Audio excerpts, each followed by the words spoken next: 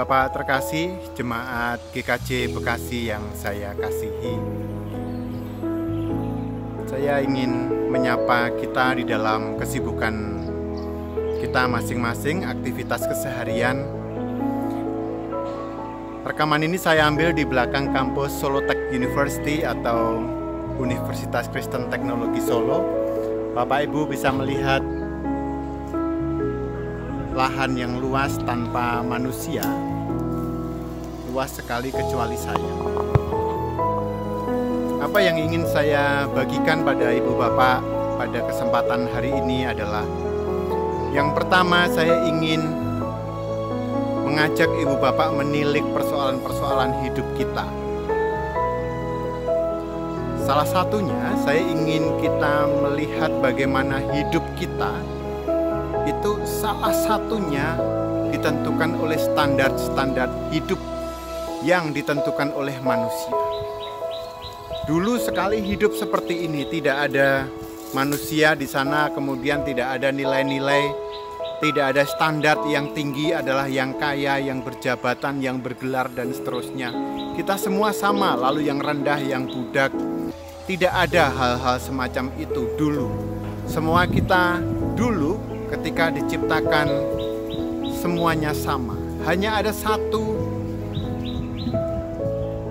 kunci di dalam penciptaan ketika manusia diciptakan, yaitu bahwa kita segambar dengan Allah, atau manusia segambar dan serupa dengan Tuhan. Kemudian seiring berjalannya waktu, kita membuat standar-standar hidup manusia. Manusia akan dihargai dari berbagai macam yang dimilikinya, bukan karena ia manusia, melainkan berdasarkan capaian-capaian dalam hidupnya, miliknya, keluarganya, pangkatnya, dan seterusnya. Pada siang hari ini saya ingin mengajak Ibu Bapak untuk merenungi sebuah tema, hidup tanpa standar. Apa itu hidup tanpa standar? Yang pertama, kita perlu melihat bahwa standar hidup kita yang diinginkan Allah sebenarnya adalah standar gambar Allah. Standar gambar Allah adalah standar yang mencintai manusia, ingin semua manusia hidup rukun dan semuanya berlangsung sesuai dengan kesejahteraan yang Tuhan inginkan pada tiap-tiap ciptaan. Tapi persoalannya muncul. Salah satu yang ingin saya tegaskan persoalan muncul adalah, yang pertama, kita seringkali melihat orang lain lebih rendah karena satu, penampilan fisiknya. Orang yang fisiknya tidak ganteng, tidak cantik, kita cibir. Lalu orang yang disabilitas, kita cibir. Atau setidaknya kita lihat bahwa dia tidak sebaik kita. Ada standar normal dan tidak normal. Saya ingin mengajak untuk meninggalkan standar normal dan tidak normal itu. Semua kita, baik mereka yang intelektualitasnya rendah maupun tinggi, yang fisiknya baik dilihat maupun tidak, semua adalah gambar Allah dan semuanya adalah normal di mata Allah. Sehingga menghakimi mereka dengan tidak normal adalah sebuah ketidaknormalan. Lalu standar yang lain, misalnya standar hidup selain fisik,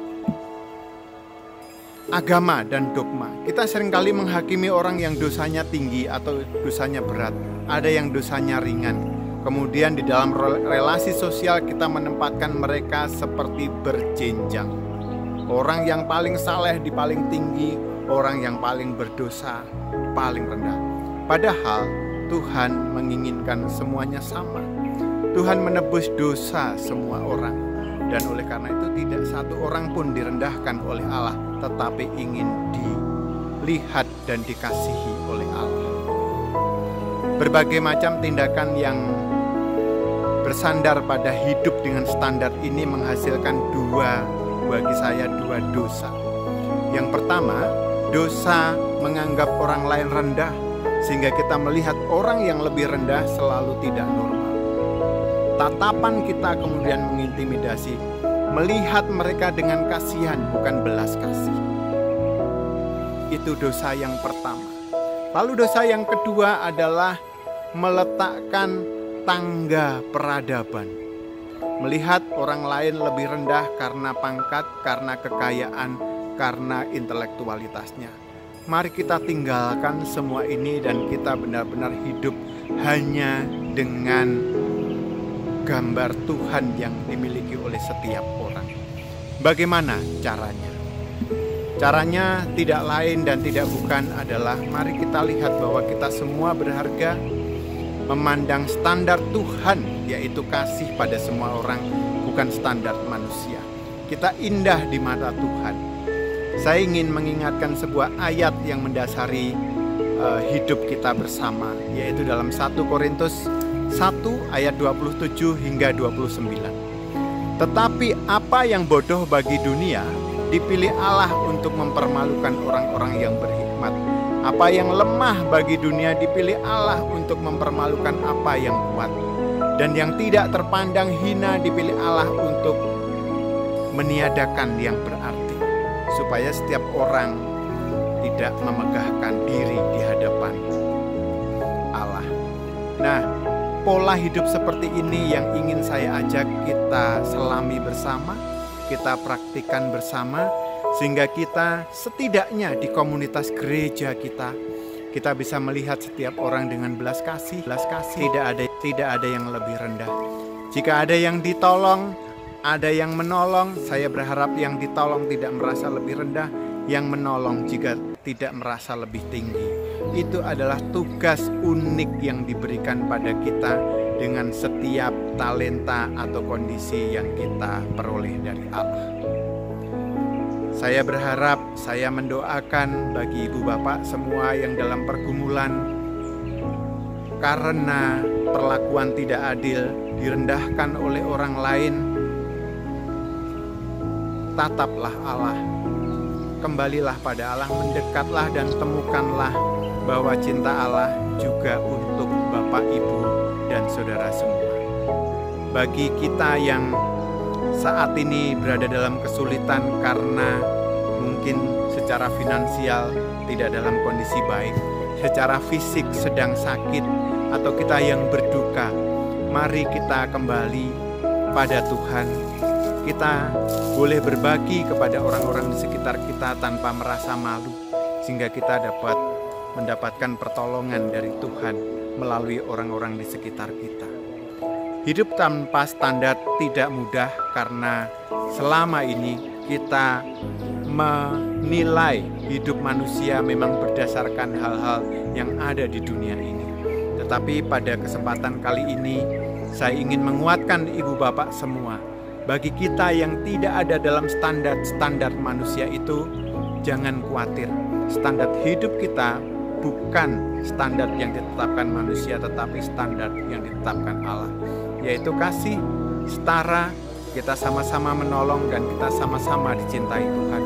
Tidak ada satu orang pun yang boleh merendahkan kita, dan tidak ada seorang pun yang boleh merasa direndahkan. Semoga Tuhan menilik pergumulan kita semua. Semoga kita menghayati alam ciptaan Tuhan, sama-sama hidup, sama-sama melangsungkan perintah-perintah Tuhan di dalam kehidupan kita di keluarga dan di pekerjaan di masyarakat, dengan hidup setara, dengan kebebasan, dan tentu saja dengan saling menolong, sehingga kita tidak merasa takut, kita tidak merasa terintimidasi, dan kita beroleh kemerdekaan di dalam Kristus. Demikian sapaan yang boleh saya sampaikan, yang kiranya menguatkan kita semua. Tuhan Yesus memberkati.